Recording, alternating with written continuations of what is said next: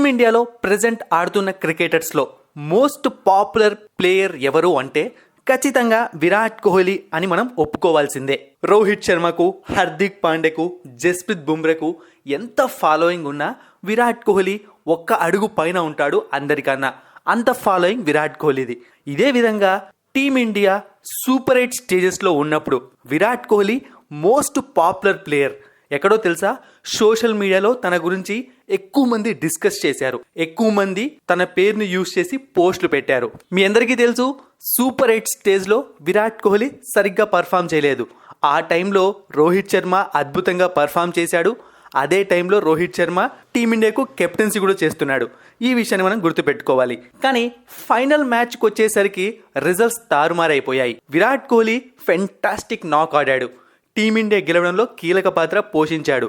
కానీ ఆ రోజు మాత్రం రోహిత్ శర్మ హావా కొనసాగింది సోషల్ మీడియాలో. రోహిత్ శర్మ పేరే ఎక్కువగా డిస్కస్ చేశారు ఫ్యాన్స్ అందరూ. అతని గురించే ఎక్కువగా పోస్టులు పెట్టారు.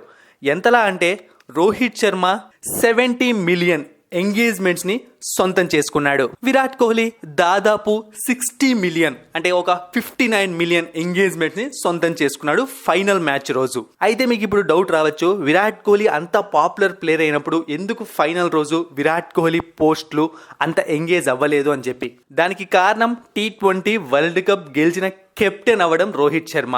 కపిల్ దేవ్, MS ధోని, ఆ తర్వాత రోహిత్ శర్మ మాత్రమే టీమిండియాకు ఒక ICC ట్రోఫీని తెచ్చాడు. అందుకే ఆ రోజు ఎక్కువగా ఎంగేజ్మెంట్స్ రోహిత్ శర్మకు వచ్చాయి. అండ్ ఇంకొక విషయం, Virat Kohli team India winnowing post ని తన ఇన్స్టాగ్రామ్ లో షేర్ చేశాడు.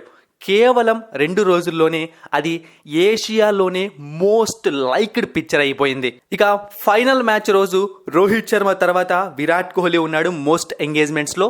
ఆ తర్వాత హార్దిక్ పాండ్యా, ఆ తర్వాత జస్ప్రీత్ బుమ్రా, ఇక ఆ తర్వాత టీమిండియా ప్లేయర్స్ ఒక్కొక్కరుగా ఉన్నారు. ఇది ఫైనల్ మ్యాచ్ కు సంబంధించిన స్టాట్స్ మాత్రమే. మరిన్ని ఇంట్రెస్టింగ్ వీడియోస్ కోసం సబ్స్క్రైబ్ చేయడం మర్చిపోకండి.